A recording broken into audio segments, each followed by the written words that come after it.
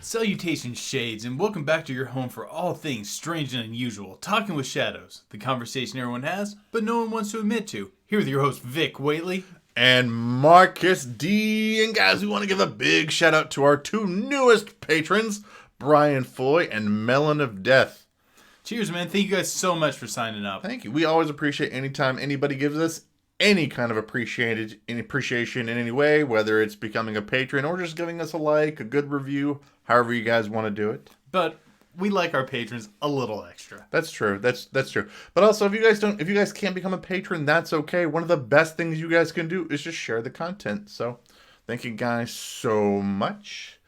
Very excited to do today's episode. I actually had something rather interesting happen to me today. So I was leaving for work, and I noticed out in one of the trees that a cardinal had built a nest, like right outside the door to my house. And I let my mom know because she likes cardinals. And what my mom apparently told me, and I didn't know this, was that cardinals apparently are supposed to be the spirits of a deceased relative that have come back to visit you. And I was like, wow, that's like the nicest way that I've ever been told I'm being haunted. Like, way to go, Mom. Way to break the news kind of gently to me. Wow. So I thought that was I didn't know that about. Did you know that about cardinals? I've never known that one. I've always heard that they represent courage. So, and I always take it as a good sign when I see them. Yeah, well, as far as hauntings go, I mean, so far everything's been okay, and nothing bad's happened to my house, so I'm kind of all excited about that. There's a lot of interesting symbolism involving birds. Like, there's this whole Irish tale about, oh god, I can't remember the type of bird. I need to actually look this one up and share it with you guys at some point. I'm already scared about this because guys, I am absolutely terrified to death of any bird in any form. So come on, you can't be scared of cardinals. They're Indiana's state bird. They're ghosts. That means that the state bird of Indiana is a dead person, if that's true. If they're the spirit of your dead relatives that are coming back to visit you. I think that makes this a little extra cool. I'm going to find out for our next episode. Like, I want to know when they made the cardinal the state bird of Indiana. The cardinal, the state bird of Indiana, because I want to find out who died. That way we can try to figure out, like, who maybe is the dead person that it represents. Do you think states have a official cryptid?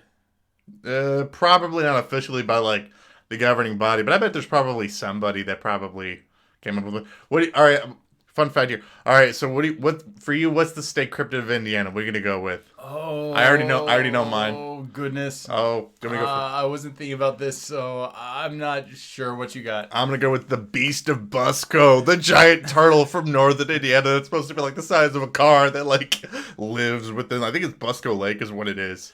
I would be all about that one. That is probably one of my favorite cryptids. I love that so much. We actually did a video on that not like a couple of years ago. Which I thought was pretty cool about this like cryptid from up there. It's just this giant giant turtle that like lives in this lake that people see up there. I also like that video because for some reason we had him say "suck it, Hitler." Like I can't remember why it came up in the conversation, but like he says it in the video, and I thought that was funny. But can you think of a better cryptid? Not off the top of my head. No. Awesome. So you guys heard it from us. The state of Indiana's cryptid as the Beast of Busco. Comment below what you guys think your guys' state cryptid would be, because I would be interested to see what you guys would want your state's official cryptid to be. Did you know states have an official amphibian? I did not know that. That is like, I think, the coolest thing about states I know. God, you're such a nerd. You are such an animal nerd. Love animals. They're awesome. Okay, well, we got comments. All right. So a few comments from that we'd love to give shout-outs to from our last video where we talked about the Dover Demon, a really famous cryptid from Dover, Massachusetts. Let's see. Sarah Melchior says, Please do a video about the Ingfield horror, the cryptid, not the poltergeist. Heart, you guys. Actually, I'm going to go ahead and comment this now. Miss Sarah, we actually did a video. Yeah, we have some great news for you. Yeah, we actually did a video on the Ingfield horror, which I'm going to post a link, by the way, to in your comment for you there. Yeah, I think that was one of the paranormal case files we did in our second year of doing them. I spent so long trying to make the thumbnail to that video actually work, trying to make something good for that too. Oh my gosh. I actually love the story of the Infield horror. I really feel like we could revisit it as a podcast one day. The Jet Fox 967. The Dover Demon is a truly bizarre and mysterious cryptid. Absolutely, man. It's definitely one of those cryptids that stands out, and that's something else that I had heard about from other places, which I was pretty excited when we got to do it. I like that it's meaty. You can really chew on that one for a while, and that story can lead you places. And anytime you have a story in which a person generally stays consistent their entire life with about what they saw that night, it just gives credence to the story. So, okay. Last comment that we're going to do. Blue Steel says, caves freak me out. I visited Marvel Cave in Branson, Missouri. Legend tells that the Native Americans in the area believed it was an entrance to the underworld, and supposedly some natives that went down there never came back out. There's also the fear that I'm going to be mining iron and get snuck up on and killed by an exploding green monster, but that's in a different reality. I want to know about what reality you have to worry about an exploding green monster. Please give more context to that. Yeah, caves kind of freak me out as well. I don't mind being near them, but I don't like going past the point where I can see the exit. That's the stop zone for me. There's so many of those, did you know, mysterious stories posts I see on Facebook about people getting trapped in caves and people try to rescue them and then they couldn't, and now their skeleton is just buried there for the rest of eternity. And as far as caves being entrances to underworlds, that's a real cross-cultural belief right there. That's present in, at least in some way, in most cultures that I can think of. Yeah, and I do remember in the episode we were talking about this, that I did say that I would camp out in front of a mine shaft to see if anything weird or spooky happens to us while we're out there. I mean, we're in the right area for it, and beyond that, we have a theory about when it might occur. Yeah. I really want to test this. We're in coal mine country, USA, here in Indiana, so there's something that's to be said about these mine shafts being all interconnected, and there's these goblin-like creatures that live inside them, or fairies, go knockers or whatever that may be down there, or other weird crap that comes out of them, where you might have an experience. I just don't recommend going in any cave that you don't know is safe, which I assume is none of them, but... Well, guys, we're coming up on the end of Season 5, and we have a little bit of house cleaning before we get started on this episode. Absolutely. We kind of want to give you guys a little bit of an idea about what we want to do kind of format-wise as far as the podcast goes, and for the channel as well.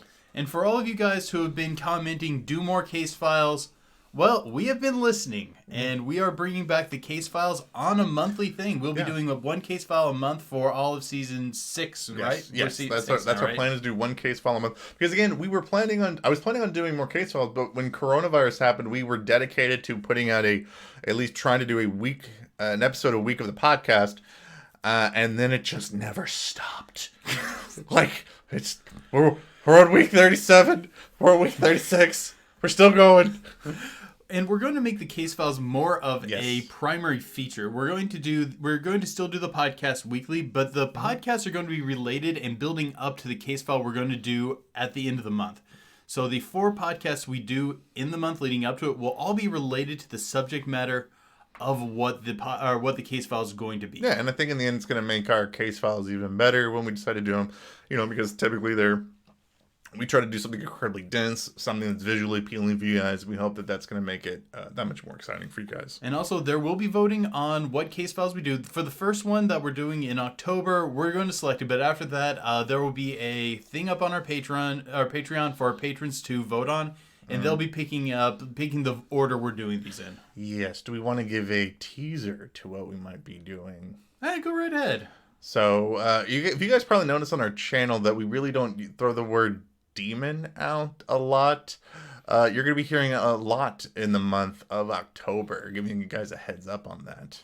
Oh yeah, it's going to be a key feature of the month, and it's going to be leading up to a pretty interesting case file. You know, we figure with October and it being Halloween, this would be a probably good time to do probably some of the scariest crap that is probably known in the paranormal, because we're not quick to throw that term out.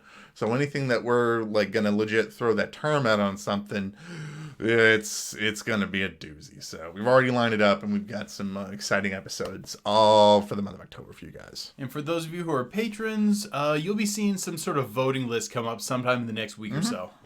Absolutely. All right, guys. So I think it is time to get into today's episode. Ooh, very, very, very excited. I know Vic was I posted on Twitter that Vic was very excited about today's topic, because he's been trying to get me to do this topic for a while. Basically, when we were discussing it, I more or less strong-armed him into agreeing to do this one by just saying, do it. Well, because again, we had one last week to fill before like the thing of October, so we had to like sneak something in, and you were like, yeah, let's do this. I'm like, fine, we'll do it. And you know, coming in, so we're gonna be talking about the Dark Watchers of California. And initially, like, I knew of them, and I knew about these things, not that they were pretty cool. I didn't realize how much more exciting this topic can actually be. Getting into it. So if you guys are not familiar with what the Dark Watchers of California are, because it is a pretty obscure entity from out west, if you're trying to look for it. So out in California, in the Santa Lucia Mountain Range, this is like central California. Okay. People out in that region have been reporting up on the mountains, reporting seeing these giant shadow people. Describing them as that, like essentially like a silhouette of a black shadow person, but not like your typical shadow person that you would see like in your room. We're talking anywhere from like, I don't know, 4 to 12, 15 feet tall. Yeah, I've heard 7 to 17. Yeah, like huge shadow people up on this mountain ranges. And people have been reporting seeing these things for hundreds of years. Supposedly the legend goes back to the people said that the Spanish, when they first started settling out there in that region, started spreading the stories of seeing these things. Oh god, and what did they call them? It was something really badass. Oh, I knew you were gonna ask me. The Los Vigilantes Obscuros. Yeah, the Vigilantes Obscuros. I just thought that sounds so cool. Yeah, which I don't know if that just supposedly it's supposed to translate straight to Dark Watchers, but I'm like, how does that just not translate to obscure vigilantes? Which I still think is an even more just awesome term for these things. Vigilantes Obscurus is definitely my superhero team name. Absolutely. Also, other people supposedly claim that the Dark Watchers that are up there are also stories from the Chumash. I was not able to find anything to substantiate that. I wouldn't either. My only thought is this. Most people refer to this primary academic text, and it's not mentioned in there. My only thought is either people are making it up, or what's going on is it's part of their oral tradition that never made it into the academic paperwork. Right. If you try to find the first mentions of these things in like a written text, like written documentation, the earliest thing people can actually track these things back to is about 1937, 1938. 1937, a gentleman by the name of Robinson Jeffers wrote a poem in which he was referencing these Dark Watchers up there in the mountains. And another gentleman, John Steinbeck, he wrote a short story called, I think it was called Flight. And in that, he also was describing seeing these Dark Watchers as well. So how a typical story of encountering one of these things would go is you would be up on the mountain and you would supposedly see these things either at twilight, either sunset or sunrise, like one of those two times. And was it Steinbeck's son that was obsessed with them? I'm not gonna lie, that one I don't know. One of their sons was obsessed with it. I think it was Steinbeck. It was one of them. But trying to find the earliest mention of these things is about right there. But anyway, going back to what I was saying. So you're up on the mountainside, climbing, walking around up there, and like off in the distance, you're gonna see a 4 to 17 foot tall shadow person they're often described as having like robes or long cloaks, giant wide brim hats, canes, sticks, and then they just appear to you, motionless. They don't talk to you. They don't say anything. They're just standing there, staring at you. Supposedly, people like report that you only see these things if they only appear to people that don't have any like photographic stuff like camera phones or cameras, and they don't, they don't want to be, they don't want any evidence, because if you try to go find photos of these things, you're gonna be running into very few photos, I guess, of people claiming to have taken a photo of these things. Yeah, also, like, since people see them up on the mountain, I'd be surprised if, like, a camera phone's going to be able to get any sort of detailed picture of them anyways. Most people only see them for a very fleeting second, for a very fleeting amount of time. They don't stay around very long. It's almost like a blink, they'll be gone. You'll turn your back, they'll be gone. And it's supposed to be like really like, it's supposed to be like an absolutely terrifying experience to see one of these things before you. I'm trying to think, but they're also supposed to like leave no footprints. People trying to track them down. They're supposed to be like no physical evidence of being up there, which make these things seem to be more like an entity rather than an actual cryptid itself. Yeah, I'd probably classify these things in the specter sort of vein. I also found a very interesting tidbit. Apparently, they won't present themselves to anybody who has a gun. Yeah, no, I came across that too, and I'm like, the heck? I feel like this is just something that someone's tacked on there. I don't know. I've always found it very odd that more entity paranormal like whether cryptid or entity stories don't end with "and then I pulled out my gun." Like I don't know. Maybe it's the Hoosier in me from Indiana. The American in me. I don't know. I'm just we have more bullets than people in this country, so that's why I'm always surprised it's not more part of the narrative of much more of our paranormal lore here. I don't know. Yeah, but supposedly they won't show themselves to anybody that they may have some sort of a gun or something. I don't know how they feel about bows and arrows or slings. I don't know, it was just the oddest thing tacked onto the lore. I'm just like, I have no clue where this comes from. Because the thing is, like, they appear so rarely. How do you even test something like that? Yeah, and that is generally a story of encountering them in a nutshell. So initially, what are your thoughts, Vic? I want to know kind of what you think. Oh, and what sort of vein? Like, what are they, or what are we talking about? So, however you want to start. Do you want to try to say like explanations for what could be causing this, what you think? Yeah, let's go ahead and jump into that, because I know there's something meaty here for us to chew on. Oh, absolutely, sure. So I think the very first thing people claim, try to have an explanation for what people think that they're seeing. We'll go from like the most unlikely to the least likely. One, that people are just so legit exhausted that they're hallucinating while they're up on the mountain, and they're just hallucinating giant shadow people. When I worked in Pennsylvania, I went from never being in a mountain before to I am now working every day teaching survival in the Pennsylvania mountains. And I don't think I ever hallucinated once. Like, it was an adjustment, and I was hiking a lot. I was chopping a lot of wood, doing all that sort of stuff. I never hallucinated shadow people, let alone anything up there. Well, I also don't think people would have the same collective hallucination while they're up there that they're seeing one of these things. The other explanation that people could be saying is that they might be hallucinating from infrasound. Veterans of our channel might be kind of familiar with this. This is like frequent, like radio frequencies or wave frequencies that are so low they can cause confusion and hallucinations in people, and these things can occur naturally. Like, have you ever heard of the Dyatlov Pass incident, which we've done a video on that. If you guys want to, didn't we talk about infrasound in that one? Yeah, there's a possible explanation for that. Like, in the Dyatlov Pass incident. Was a bunch of hikers that literally were up, like in I think the Soviet Union mountain range was the country, like when there was snow outside, and they literally just became super disoriented. They found them without their clothes on. They found them. One of them climbed up a tree. One of them like ran into the woods. One of the biggest prevailing theories was that these people had literally just had gotten hit so much with infrasound they just became disoriented and confused. I hope that's not a real thing on many more mountain ranges, that if I go up into a mountain range that I'm going to go crazy. Like, I don't know a whole lot about infrasound, but it's making me terrified enough to wander that far up a mountain. Like, I'm pretty lazy as is, so I don't want to go into the mountains. I respect mountains to exist autonomously over there. Hiking mountains is I don't find it to be a real fun experience. No, that just seems like just walking in hard mode, like just on an incline. I'm like, pass. So, the other explanation that people try to go with it is the Brocken Spectre illusion.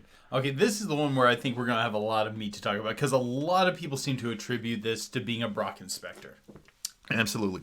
Okay, so the Brocken Spectre illusion effect is essentially where you are walking up at a high elevation point, and when the sun hits, like essentially casts hits you with like in just the right spot, typically around sunrise or sunset. Just throwing that out there. And it casts your shadow off into like mist, clouds, fog, mist, whatever. It will just project your shadow like way out there, usually with some sort of like halo effect that tends to be around it, and it kind of lingers there. And I mean, you have to like hit this in like a particular right way about doing this.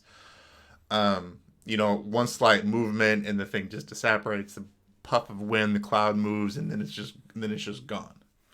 And as far as explanations for paranormal encounters go, this one is not the worst one I've heard. I think you're pretty well in Brocken Spectre camp over there, aren't you? I have been since the very beginning, since doing this. Because Brocken Spectre, if you where even the term comes from, because people try to say like they've never heard of anything else like this, like when it comes to the Dark Watchers. The Brocken Spectre is a entity in German folklore.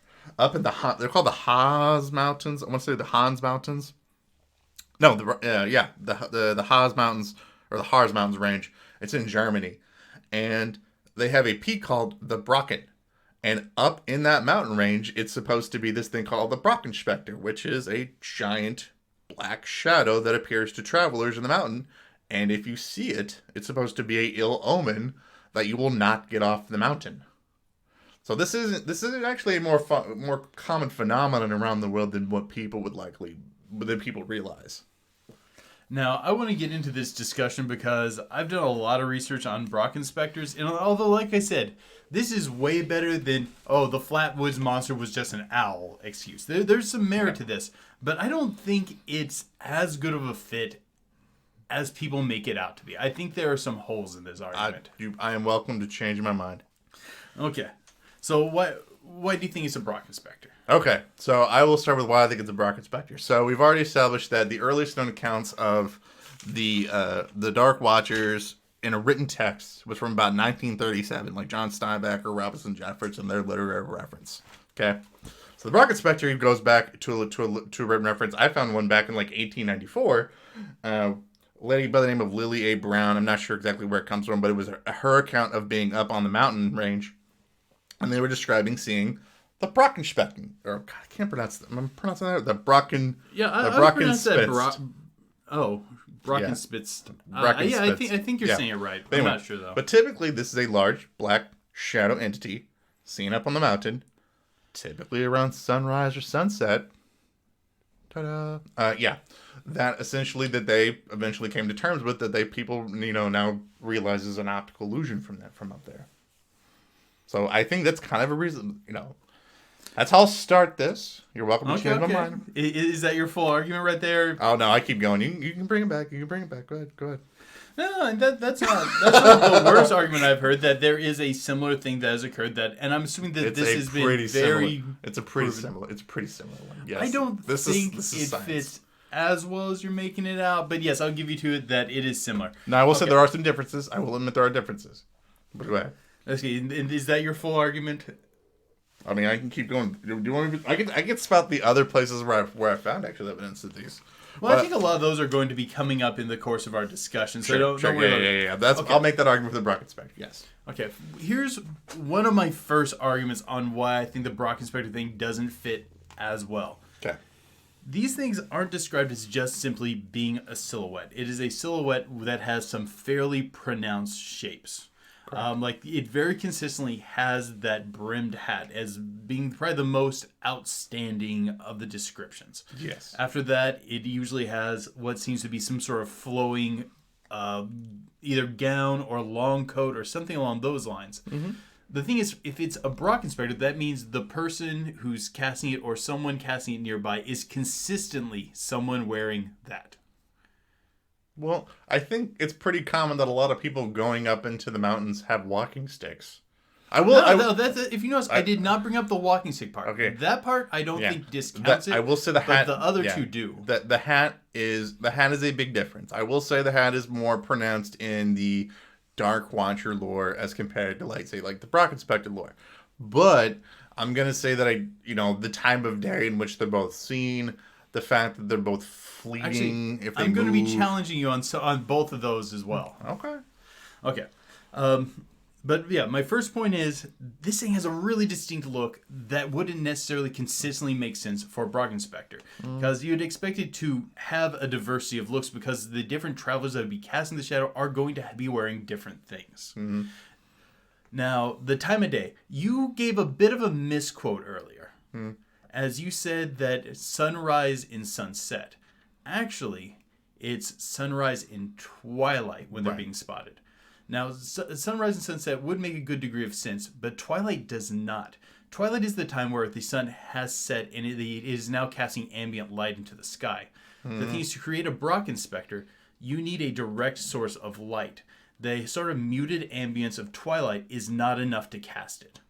Like if you're trying to get, because you can go outside and create a Brocken Spectre at night with like headlights on a car and things like that. Because I've seen people recreate Brocken Spectres in the course of the research of this.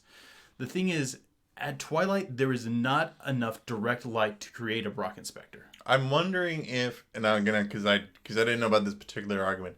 I'm wondering if there's enough light pollution from the surrounding, from close enough of an urban area in order to be able to affect it. I could be wrong. The thing is, that's dispersed light. You need a really strong light source to create a Brocken Spectre. Like right behind the person.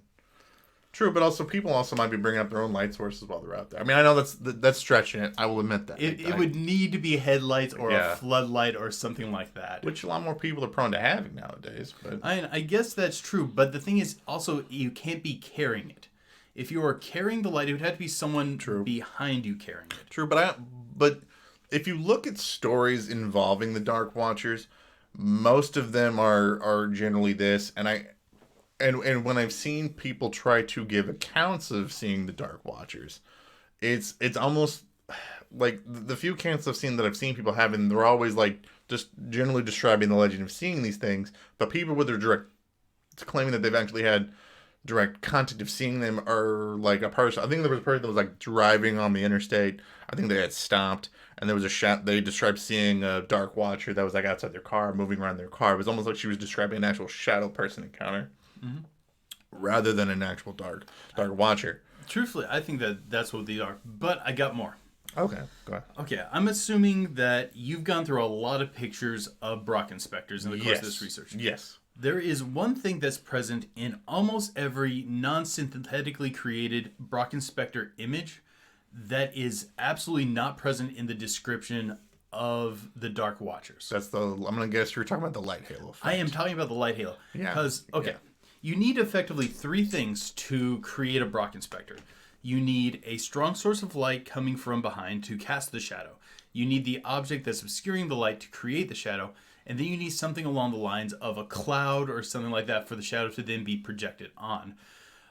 I'll buy that those clouds are probably going to be available there up in the mountains because from what I can tell, that mountain gets some serious fog. But the thing is, the light moving through the water particles creates a very bright, pronounced halo.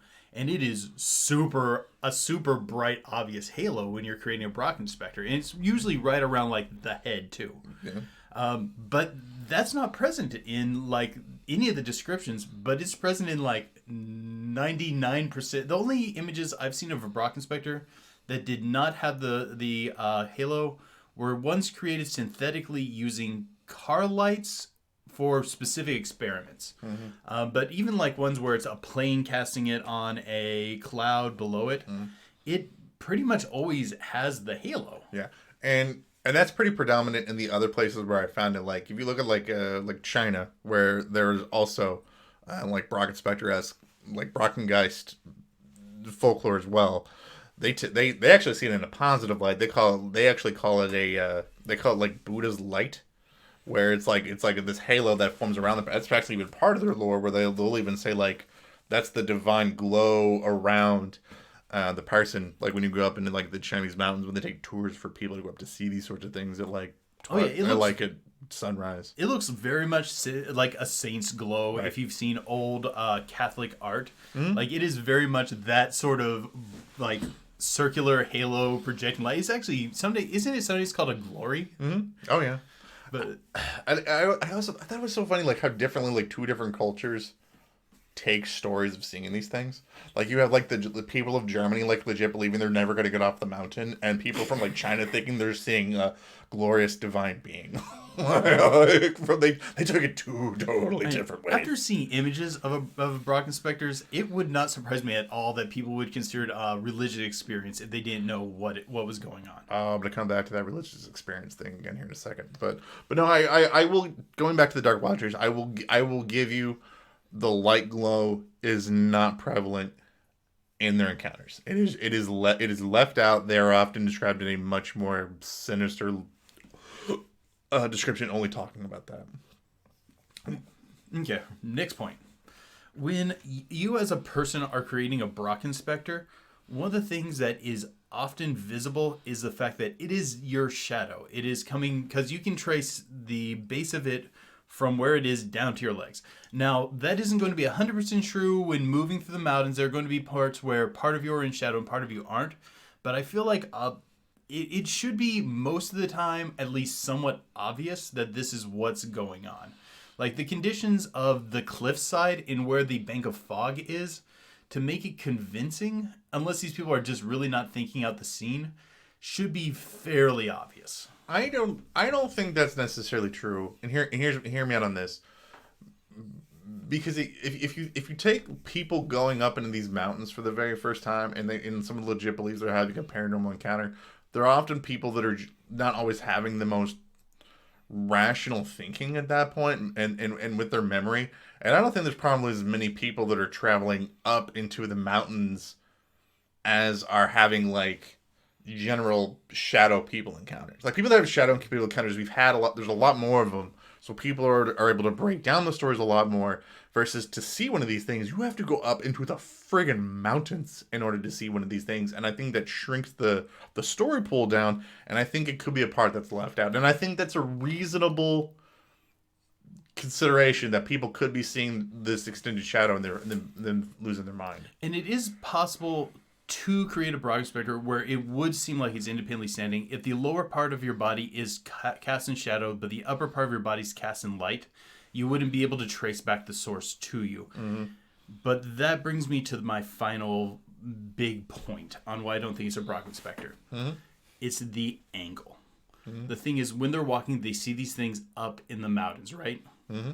Well, from your research on the Brocken Spectre, what does that mean where the light source is coming from? Behind you. Not just behind you.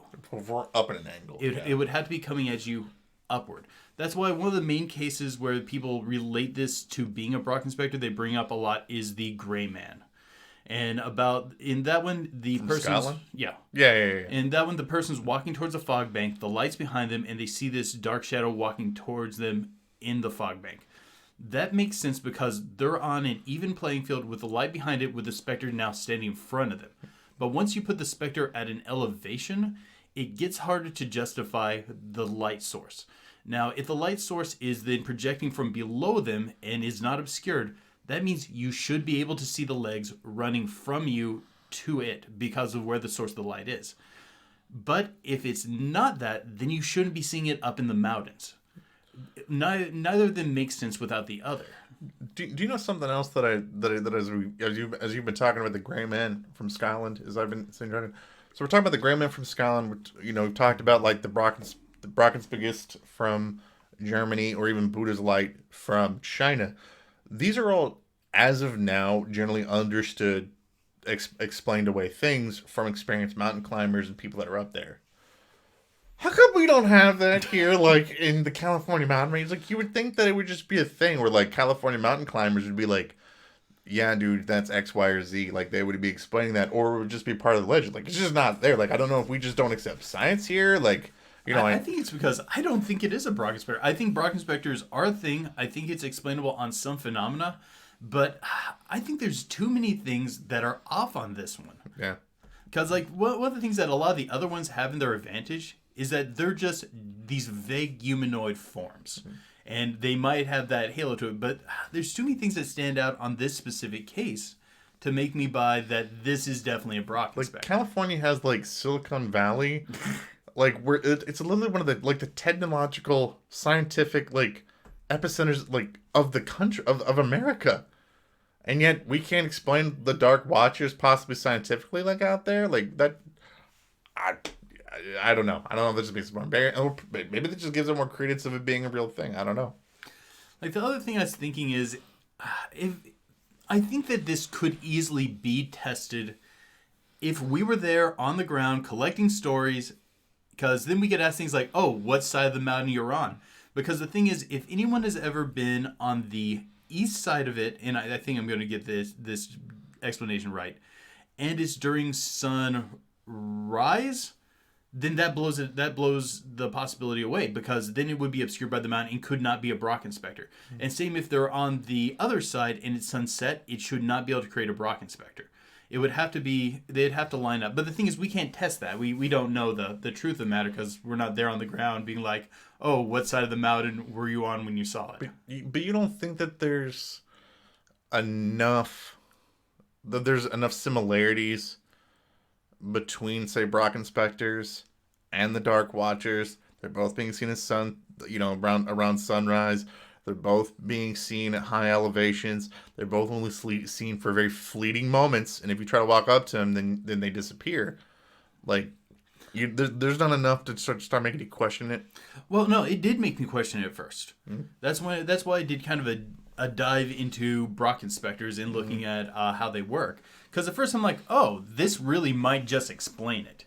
But then I started finding little things that just didn't quite make sense. And for a lot, like I said, for a lot of paranormal cases that people do assign Brocken Spectres to, they do make more sense in those situations. But in this one, there's some oddities that are out. Mm-hmm. There are similarities too, but there's some oddities that just make me question. I'm not totally sure it fits that well for this one. All right, so I think we've argued the science long enough. Like, what do you think there are if there's something different? If you think there's something different, what do you think? What do you think that it could be then? Oh, I got a few. Do you want to go first? Yeah, I mean, the first theory that I've heard is that they're the guardian spirits of the mountain range, like they're guardian nature spirits. And I really am always leery of attaching that to any sort of shadow entity or something like that. If you guys have ever heard about how much we generally don't think that shadow people are here for our best interests, I don't think giant 17-foot tall shadow entities are probably going to be a protector spirit of that out there. I'm trying to, I don't know every culture's story of guardian mountain spirits, which most cultures have some equivalency to. I can't think of too many words a giant shadow. Mm-hmm. Like, I can think of some that somewhat fit, like some of the stories of troll guardians on mountains and things. They'd be big and up in the mountain, but I can't think of too many where they're positive spirits that are shadowy like that. Like, do you think maybe that, one that I haven't seen that I've heard people say, but this came up in my mind when I was listening to this, as this being like, I don't know, where the Hat Man is strongest. Okay, no, that is something that I was thinking too. It's like, is there like the great council of Hat Men up there? Because if you take this out of the mountain, stick it in someone's bedroom, you would call this a Hat Man encounter, wouldn't you? Mm-hmm. And it fits like the Hat Man thing super, super well. Well, the only difference though between this and a regular Hat Man story is Hat Man shadow people stories are way more likely to be violent, or at least malevolent, like as far as like that. And I haven't heard one Dark Watcher story that I would believe is a Dark Watcher story that's that out there, is that malevolent story. That's true. I can't think of any of these stories being really at all malevolent. They seem to be entirely innocuous. But maybe there's something about this area that draws them to it and makes it so they don't have to like commit these outward actions. Because you normally don't see, like, you don't associate Hatman encounters with being out in nature. That's not a normal association we have with it. But yeah, okay, if I'm talking like way out there theories, I'll give you one. I'm almost wondering, since there aren't a whole lot of really consistent, ancient, or even like older encounters with shadow people that we would consider to be equatable to a modern shadow person encounter. I almost wonder if, I know me and you have thrown around the idea that these things are from another dimension, if maybe that could be the gate and that's why they're so strong. They're like I said, this is a very out there theory right here. I have nothing to back this up. This is just me throwing paranormal at the wall and seeing what sticks. It could be, maybe it's like this is the Lucia Mountain Range is out there is like the portal to some sort of other dimension for shadow people. I hope not, because that would suck for the people of California.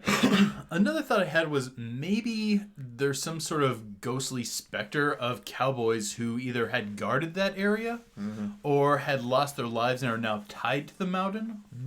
Because it wouldn't be the first time in folklore that we have a story of someone dying on a mountain and then becoming somehow bound to the mountain. I'm wondering though, like as far as like North America goes, this is probably legit one of the, would you say, biggest paranormal entities, 17, 12 foot tall shadow being type entities. No, depends how much. Are we counting lake monsters in there? No, we're not talking about lake. Well, but like they're big for a specter. Yeah, at least things walking around on land. So, we've always talked about how things in the paranormal always go tied together. Could this be why there's so much UFO activity in California? California is one of the biggest hotbeds of UFO activity in the country, actually in the world. So I'm wondering if this could be related to those together. Now again, that's me just throwing random stuff out there, but again, we found in the paranormal where there seems to be a lot of connections. I don't know if we're just making this connection, but I don't know. Maybe it is a form of guardian thing, because a lot of people who cite these things say that they're staring out to sea or they're staring up at the sky. Maybe they're not here to watch us. Maybe the watchers are watching the UFOs and USOs, I guess, as well. That's true. Like being like I'm seeing you aliens. Like, you're not gonna land here in California. But when it comes down to what they are, I like the mountain spirit idea, but I'm having a hard time tying it down in folklore. Like I said, it's not, mountain spirits aren't like something I've super studied for this. I didn't think about that being one of the possibilities, but now that you bring it up, yeah, that's an interesting one.